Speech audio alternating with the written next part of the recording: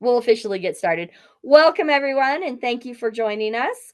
And for those of us that are watching the recording, thank you for joining us. Hopefully, we have some great questions. We are going to be talking about Passover or Pesach in Hebrew. And we're going to be talking maybe about some traditions, and maybe Shmuel will share some of the family traditions that he has with his family and passed down from generations. And just when I think about Passover, I think this is what, like 4,000 years worth of tradition Almost. summed up into, a week long celebration that Jews the world over um, still follow. And it truly is an amazing testimony, I think, of the faithfulness of God. And the faithfulness of God's people to continue and to carry these traditions. So, talk to us about Passover. Thank you, Kim. It's funny that you're saying that. It's a testimony. It's not only it's not like a bug, it's a feature.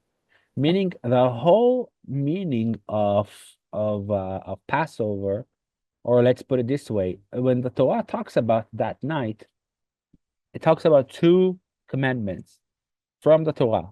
Number one, you eat matzah, right? You eat the unleavened bread. The second two is you going to tell your son the story. And it's a very important thing because people don't get it. But I want you to imagine for a second. Let's all like close our eyes and imagine a scenario. So you live in the time of the second temple, right? And this is like springtime, and you're prepared to go and visit the temple as you do, right? Three times in a year, and you want to go and visit the temple and see what's happening there. It's the time. So you get there. And really, when you cross the mountains entering Jerusalem, you can really see this big, huge white building. And today we're used to buildings, but that was the highest, tallest structure of that time. And it's shining with gold. And when you enter to see a lot of people, and there's a lot of noise, and you smell amazing essence and maybe some barbecue smell in the air, but like something that you could not imagine, a very small, strong smell. The Talmud says that, when you enter the temple, the bricks, the floor looked like the ocean, right? And you see the priests and you see the Levites and you hear them singing and playing instruments. And you are basically entering this immersion of an experience. I'll I'll tell you this. If you saw it once, you would never forget about it because it wasn't just a visit, it was an experience. I want to give a very simplistic example. Imagine going to Disney World or Disneyland. It's not something specific you see, it's the experience that, lights you, and all your senses are being maneuvered here. And why am I saying it? Because the essence of the Seder night, the night when we are telling our children about what happened, is exactly the same. It's not a night of a long story. Nobody cares about your long stories. Kids are sitting there and waiting to be just, they want to feel it. So what you get is just literally a night that a good parent is trying to blend with a lot of excitement, a lot of games, and basically the word is you want to show them an experience of a lifetime. Yeah, it's a lifetime that happens every year, but because it's only one night, right? One night, 6, 7 hours maybe. If you really pack down everything, you have a night with specific smells, specific tastes, specific music, and just routines that you will never forget. And I will try to say more than that because we see the sages when they've built the text of the Agadah, right? The Agadah of Passover. They understood it. They were brilliant. Wow. when you read the text, you understand how they were so smart in making the process of learning so intuitive. I'll give you an example. You go to a Jewish kid, right? Jewish kid from a Jewish family, and you ask him, what is your first Jewish experience? And I bet you that the first experience they have is that the youngest child of the family is sitting or standing on a chair and sings the famous song Manishtana, or in English, why is this night different?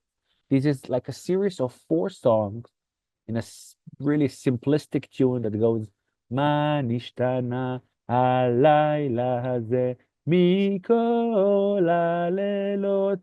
Literally meaning, why is this night so different than all other nights? Because at the first and all nights you eat unleavened bread and bread. But this night, everybody answers in singing.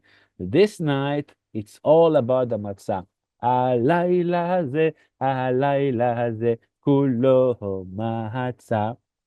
So again, go imagine you're a young child, you're maybe 2 or 3. My son, it's a great story. If I'll have time, I'll tell you in the end. We found ourselves in New Zealand in a Seder night, and my son was 2.5. He already spoke, and he stood on a chair in front of 30 people, random people, and he sang this song. Wow, that's a memory you remember. As the night goes by and you read like different texts, you have the big songs, and there's like time of games. For example, you read the 10 plagues, right? So some parents are gonna throw like plastic frogs into the table. I'll tell you what I do, but it's a secret between me and you, right? So that they know, the kids know about it. I buy, and how do you say the it's like a color that you use for food, like a liquid. How you call it? You're on mute. Food coloring. Correct. Kosher for Passover food coloring liquid red. And when they don't know it, I pour into plastic caps a couple of drops, but I choose which one. And I show them how the plague happened. I pour water, nothing happened. But when I pour it to the cup with the red liquid, it becomes red like blood. And I'm like, you see, that's the miracle. They just love it. Some people wear costumes. The songs is just something you don't forget. But this is the kicker. After the meal, there are two elements that we do, especially specifically to keep the kids awake. That's the goal. The goal is how not to make them fall asleep because it's night, it's long, and it's just long. So there's two elements. Listen to this. Brilliant. Number one, you open the door for Elijah the prophet.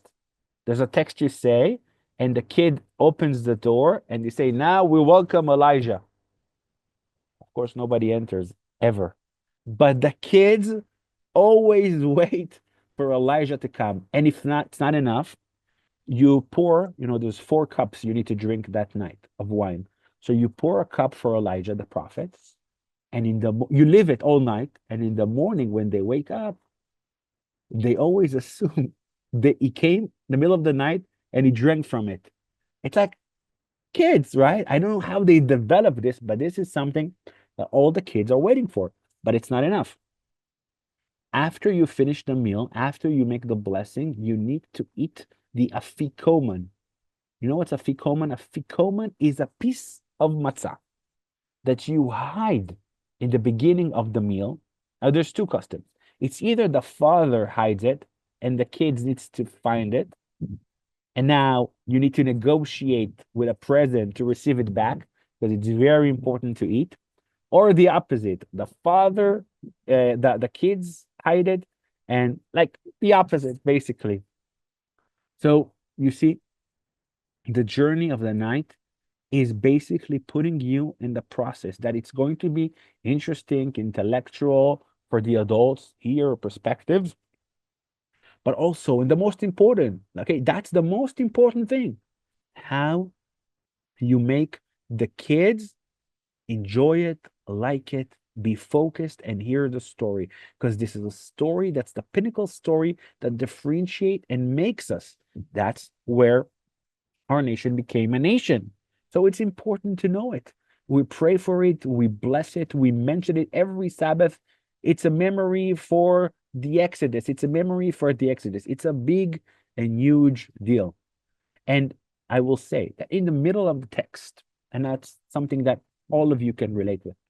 In the middle of the text, there's a part that is based on the scriptures in the book of Exodus that talk about four different types of kids and how you should educate all of them in their specific way. One is smart, one is wicked, one is naive, and one doesn't know how to ask questions. And all of them have a different verse that says to you, if it's smart, teaches them, take it to the next level. If he's a wicked, just tell him that's what we should do, right? If he's naive, bring him some stories into it. Anyway, you need to make it relevant for each of the kid. And a good Seder night, I would call it not a manager, but director, because somebody needs to take charge of this. You put inside 20, 30 hungry Jews, it's going to be a mess. So somebody needs to control it. And it's a very delicate situation because you need also to accommodate to the teenagers, to the young adults, to the young kids, to the babies. So it's difficult. Now, this is the kicker. I would tell you this. So listen to what happens this year. And by the way, because of this question came, I'm going off script because I wrote different things, but That's I well, think it's everybody's relevant. hungry, right? Throughout this whole process, everybody's starving and ready to eat. That's there's a movie, When Do We Eat? It's a movie about the Seder night. Yes, of course, it's a long text, and you don't eat. You eat like potato in some point, and it's like even that, even the process of food is like like makes you like wonder what's happening here. A kid that is a bit like opening his eyes, he understands something is wrong here. And that intrigues them. But I want to tell you what happens this year, which this year is completely different. Listen to this. So this year, and it happens every couple of years, Seder night happens to be Saturday night. What does it mean? It means that we enter Friday night. It's Shabbat. It's a regular Shabbat, Saturday, the Sabbath. And then you go in Passover. So there's going to be a lot of issues here. Number one, there's not a stop, right? It's the Sabbath immediately after this Passover. So number one, all the food and all the cleaning and everything needs to be ready until Friday night. Now, if you eat things that are not kosher for a Passover, you're allowed to do it, but you need to be very careful because where you're going to put what's the leftovers. So most of the people will actually start eating kosher for Passover Friday night already.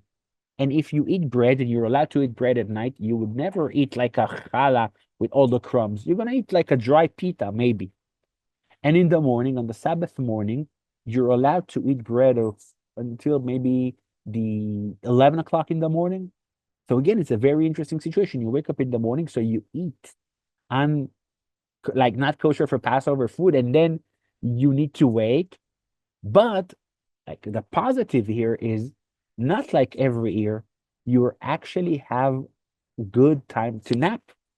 Every day, every year, on the night of Passover, it's a mess. You're cooking, you're cleaning, you're finishing, you're burning the chametz. But here it's the Sabbath. So you have time and you can nap and you can come prepared for Passover. So in a way, for the kids this year, it's much, much easier because number one, they won't starve because they eat on the Sabbath. And number two, they're not going to be so tired. But it also brings you a challenge.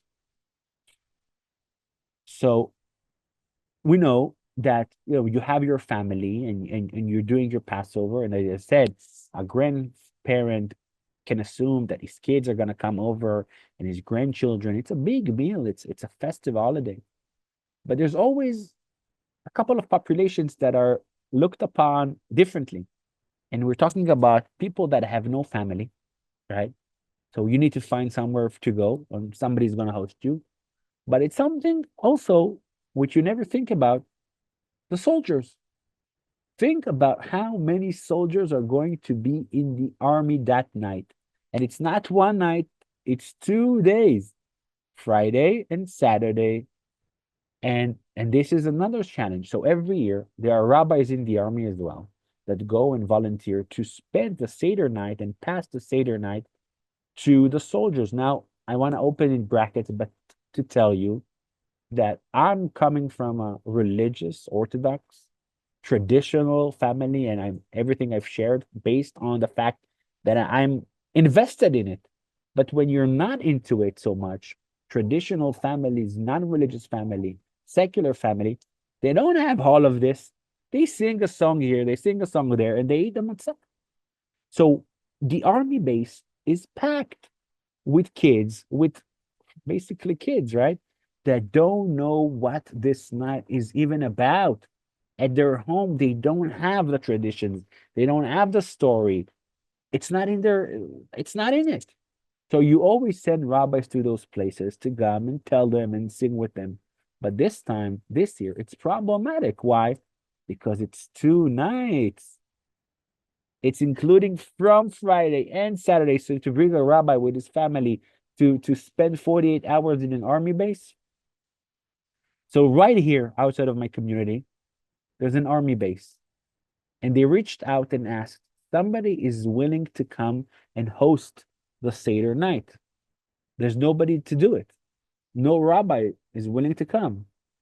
So I thought about it and I asked my family, and we've decided that we will go and host the Passover night in the base here outside. So how? So I've we were hesitant. You know, you go there, it's going to be different, and everything I told you about, like the family, the rituals, the songs, it's gonna be a big event. How big?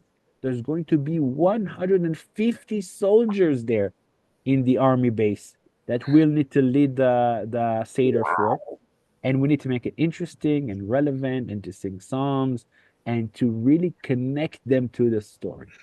And I think That that's is it's a amazing. privilege. It's a That's privilege. It's an experience, amazing. and I think my family will enjoy it as well. And I think, especially in the midst of war, if it's Mhm, something, it's mhm. small, but it's something that we can do for our Wow. soldier and make him happy and support them, and just even just going there and tell them how much we appreciate them and how much we love them and how much what they're doing is so wonderful, wonderful, and it's all connects to the story of the Exodus and freedom. So yeah, that's the story of my specific family. And if you have any other questions, and if not, I'm gonna go to my text. Debbie, you have a question? No, you just took the smiley out, the hard ones. Okay, so if you have no questions, I'm open. Wait, somebody wrote something in the chat.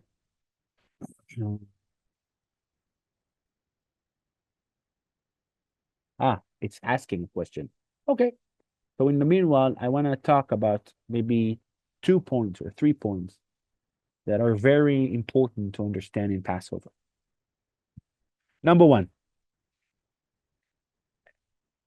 people came late today, so I've joked with Kim that I didn't anticipate the amount of work for cleaning the house we will have. And when we scheduled this a month ago, I've laughed and I say, let's make it longer because I want to avoid cleaning. But of course, you cannot avoid cleaning because the cleaning ain't going nowhere. It's you and the cleaning. And I'm now in the midst of the library and it's a mess. I'm looking at it right now and I'm half happy because I'm half finished. But I wanted to share a thought about it, which I think brings a different perspective. You know, in Judaism, it is one of the most fundamental issues is that we have holidays. We have holidays every couple of weeks.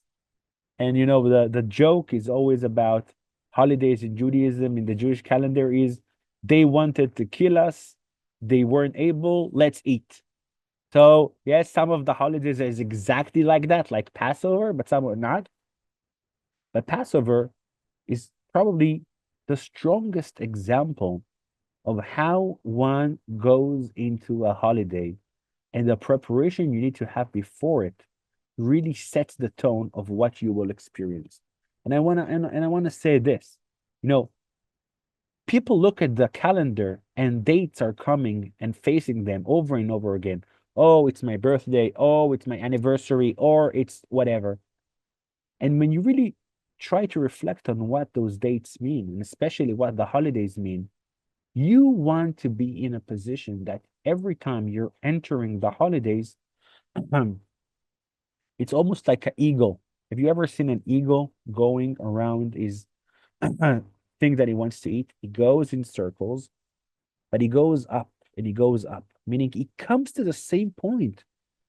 It's the same point in the calendar, but the next year you want to be even higher and higher and higher. And it's not a routine. It's not a circle. It's not, oh, the same holiday again. It's an opportunity for you to uplift your spirituality, your connection to God.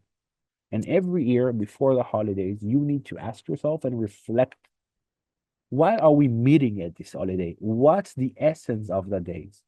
When you're talking about freedom, right? When you're talking about slavery, when somebody talks about the fact that, I don't know about you, but this year more than ever, I could really connect with what it means to be trapped in a place. I heard the interviews with the hostages released from Gaza, especially Mr. Sharabi. I was, I was, I, I was, I said, that's exactly slavery. You are blocked in a small place with no hair, with no food. That's slavery. So when I'm reflecting on the holiday every year, it needs to come with new perspective and new appreciation for the moment. So Passover is, funny enough, the holidays, as we said, it's the most important holidays. And that's why you have the most preparation into it. Because the cleaning, if you only stay in the cleaning and in the dust level, then it's a boring, mundane task. But when you think about it and you know really what it means to take away and move away all the things that are not relevant for your life, that are not needed, that are not clean enough.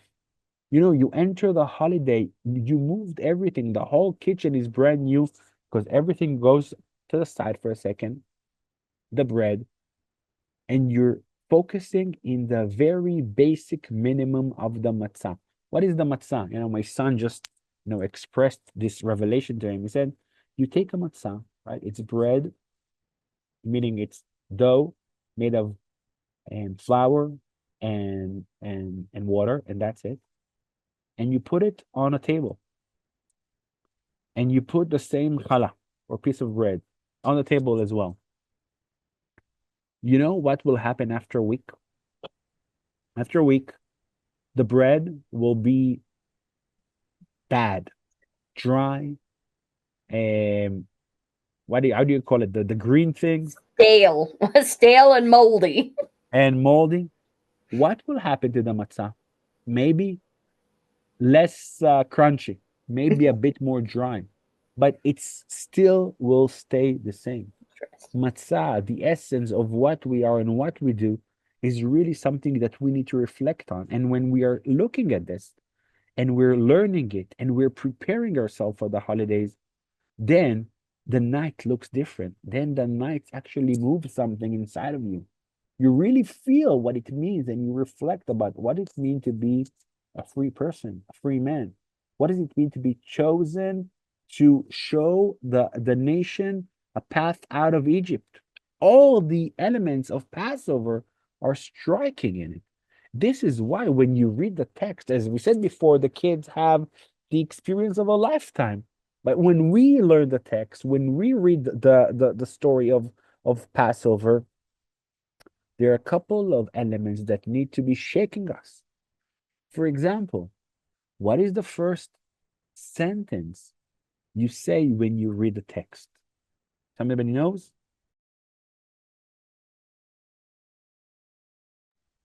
What do you think will be the first sentence I have no of idea. the Agadah of Passover?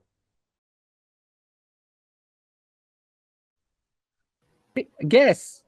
I'll say the last one is like next year in Jerusalem, right? Correct. Correct. Okay. Correct. Last one. Next year in Jerusalem. Hmm. Joanne, you want to guess? Unmute yourself, hon. You're muted. I can't remember. We read from the book. You would think that the first sentence will be something along the lines of, "That's the night we were liberated from Egypt." Right? Bring us to the story. That's not what it starts with. It starts with a sentence that says, "Kol dichfin yetev veitzrach, kol ditzrich yetev veifsach." Basically saying, at this night, at this table, when we took off the nicest vessels and nicest plates and everything looks very good, and we have food on the table and we have the wine and we have the food and we have everything ready, the first thing we do is we invite guests and people in need. You know what's real freedom? The real freedom is the understanding that if you have something, when you were a slave and you had a piece of bread, right, you had to hide it. But now you're a free person. Now it's time to share the blessing. Now it's the time to, share anything you have. Take the blessing and spread it around. And it starts, and it's funny because you do it only, in Passover, when you eat this matzah, you would think you should invite the people or say this statement when you have the best meal, even in the darkest moments, even when you're really doing the minimum, still, how important it is to bring the guests in. And I want to say, and again, this is something we spoke with Kim. I'm very honest, that's the thing about me. I'm saying what I have in my head, but more important, what I have in my heart. And a couple of years ago, I had this conversation with Kim. Kim, I'm going to share it.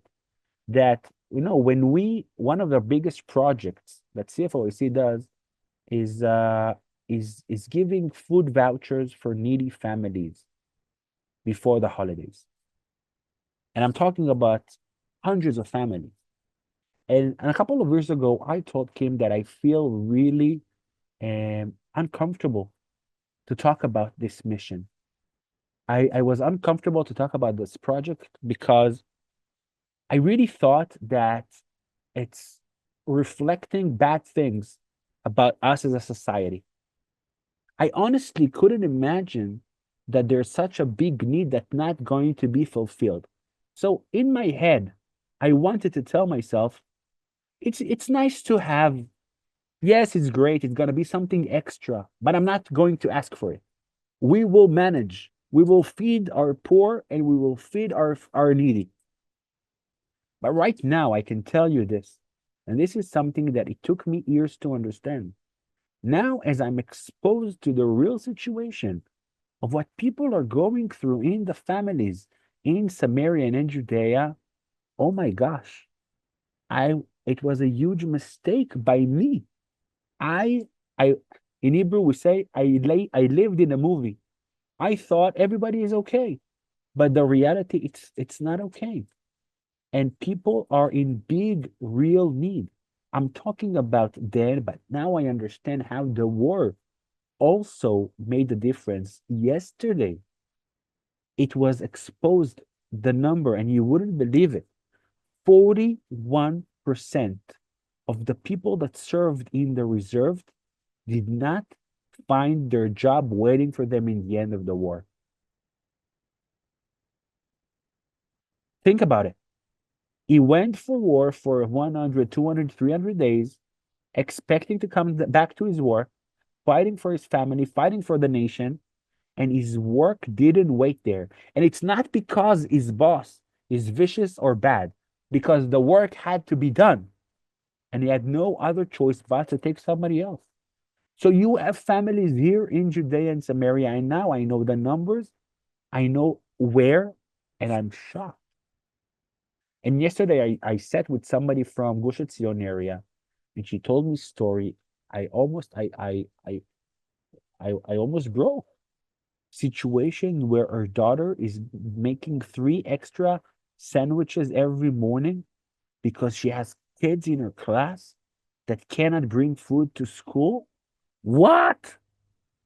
What a here, neighbors. It's not something far in a bad neighborhood. It's here. So, when you think about it, and that's the first verse you're doing, I can tell you that this is for me one of the highest moments of preparation for the holiday. Because yesterday at 7 o'clock in the morning, I went to a junction not far from here, and I took vouchers for the supermarket for more than 500 families that will have a better meal this holiday. And tomorrow, we're going to spend 3 hours to put them into envelopes. And on Thursday, we're going to end them to the people of Samaria, the social workers that knows the list. I don't want to know the individual families. We should protect them and keep their, to be, the sensitivity there. But we are privileged to help those family in needs. And that's the essence of Passover. That's the essence of freedom. And Kim, I had to tell you that this morning when I thought about it, I wrote something. I wrote a letter. I never do that. They ask me to write a letter. I voluntarily wrote a letter to express that and to be sent because I really thought that our people need to understand how crucial this element is in helping the people in their very basic needs. There are needy families in the region. You wanted You to know, say? yeah, I just want to throw in, from my perspective from it, because like you said, this has been a project for CFOIC for, I don't even know how many years. As far back as I can remember, we've done, Passover projects at least the last 15 years, if not longer. And it- I think it's important to understand that,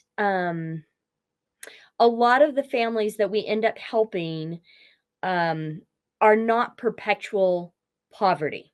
Sometimes you think, okay, we're helping the poor. The poor. Jesus says this: "The poor you have with you always." Right? Um, but and there is a certain amount of population that lives under the poverty level, and they're just there due to, natural circumstances. But I think what is important to know is that for a lot of our families that have been helped, at least the stories that I've heard, they're kind of one-off situations where they're doing fairly good, like life is normal, and then a tragedy of some sort happens. And sometimes it's terrorism, sometimes, it has been like a terror attack. Those are certainly often enough, in Israel, but sometimes it's just life.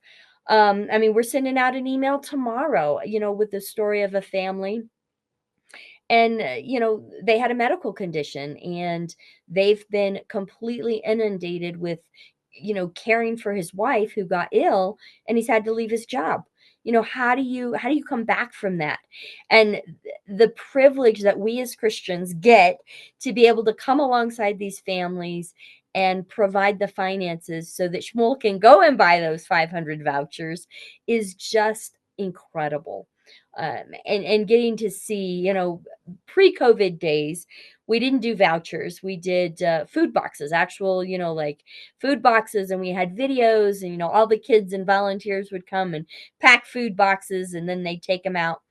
Um, and when COVID happened, we had to shut down that process.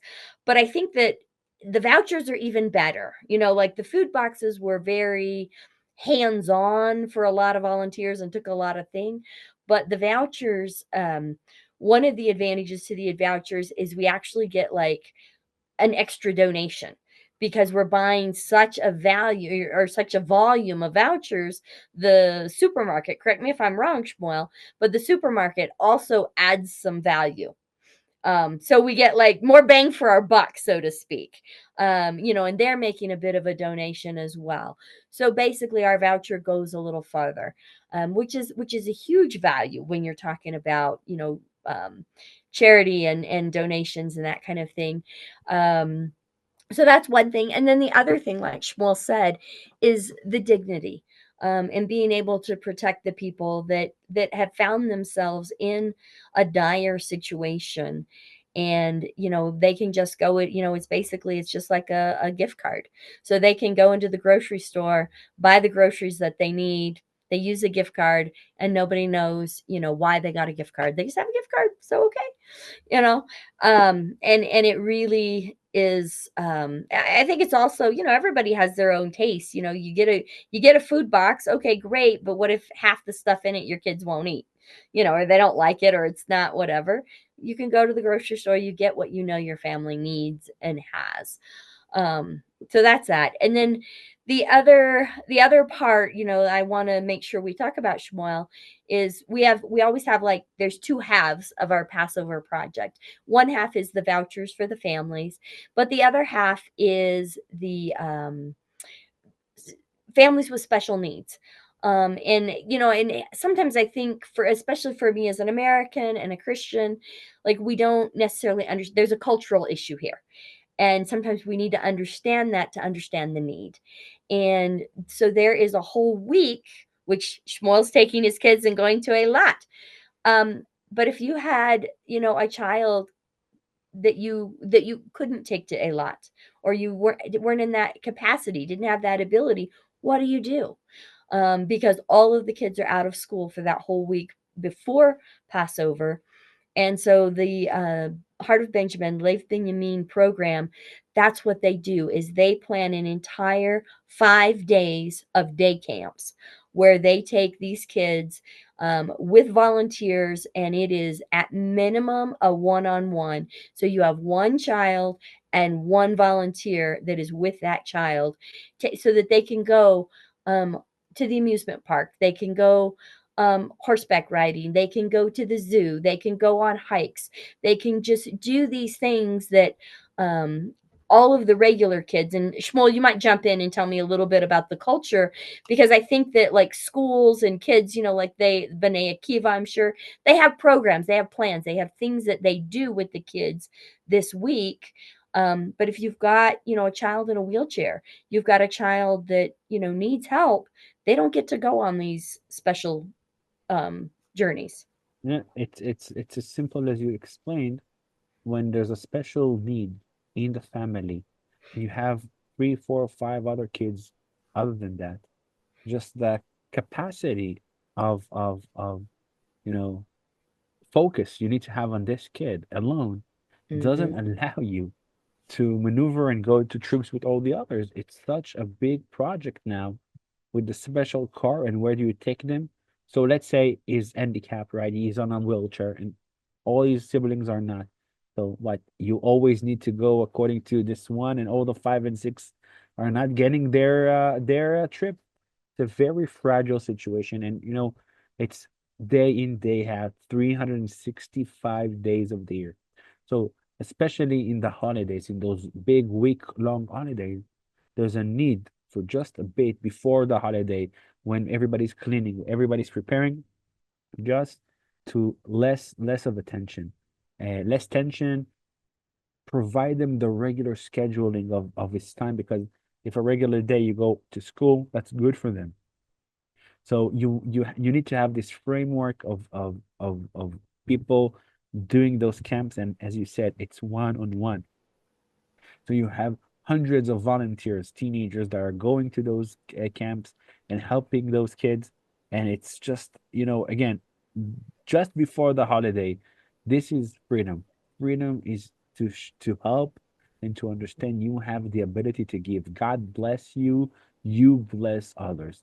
Or more than that, even, if God blessed you, He did not forget the others. He allowed you to complete the task and bless the one in need.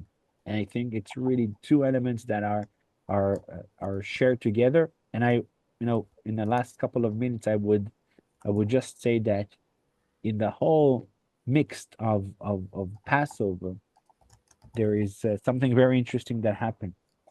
But just a year ago, a year and I think 2 days, we have the big nights of the drones. You remember the big nights of the drones? Yes.